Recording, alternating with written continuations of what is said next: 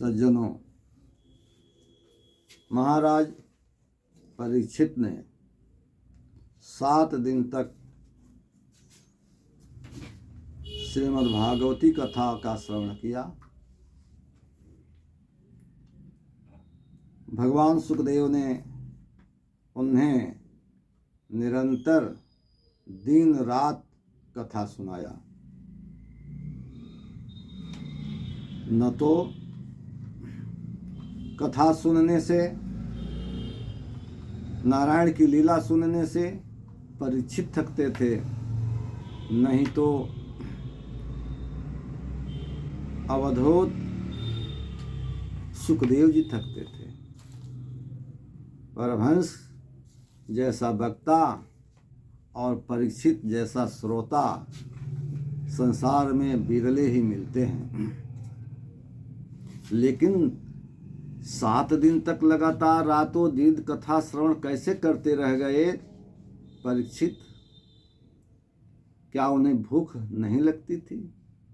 क्या उन्हें प्यास नहीं लगती थी? जी नहीं। सुखदेव जी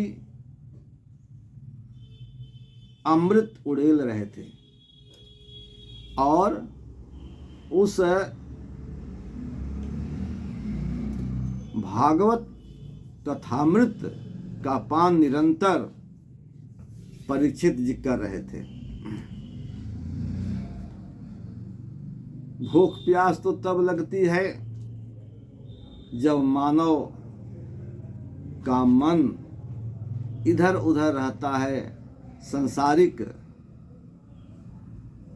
व्यसन में या सांसारिक क्रियाकलापों में लगा रहता है, तब तो मन इधर उधर हो ही जाता है। जब कथामृत का पान मानव निरंतर करने लगे तो उसे भूख प्यास की चिंता कहाँ। हम सभी देखते हैं कि जब किसी सांसारिक कार्य में ही विशेष रूप से मानव लग जाता है, उसका मन लग जाता है जो अत्यावश्यक है, तो उतने उस समय भूख प्यास नहीं लगती। अगर आपके यहाँ कोई उत्सव हो रहा हो, वैवाहिक कार्य हो रहा हो, या कुछ ऐसा कार्य जिसमें आप फंसे हों और बहुत ज़रूरी है, तो उतने समय तक आपको भूख प्यास नहीं लगती और दिन दिन भर मानव रमा रह जाता है अपने कार्यों में। भूख प्यास की चिंता उन्हें नहीं लगती। इसलिए अन्न जल की जरूरत महाराज परीक्षित को नहीं पड़ी।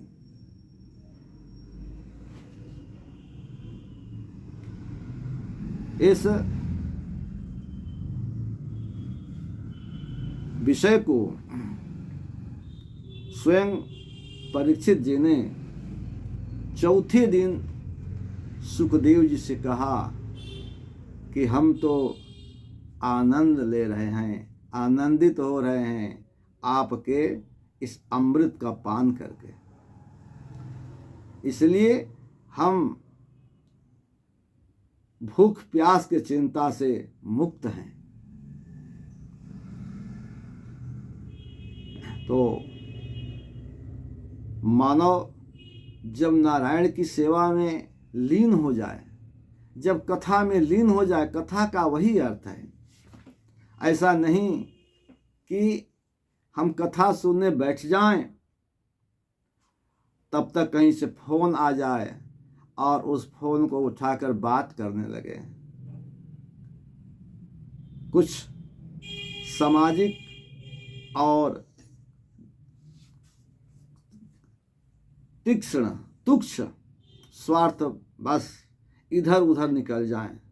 नहीं, यदि कथा सुनने में मन लग जाए तो आप को अन्य किसी वस्तु को सुनने की कोई चाह नहीं रह जाती, जब तक कथा हो तब तक वह व्यक्ति कथा में डूबा रहता है और उसी कथामृत का रसपान करता हुआ अपने को तृप्त मानता है।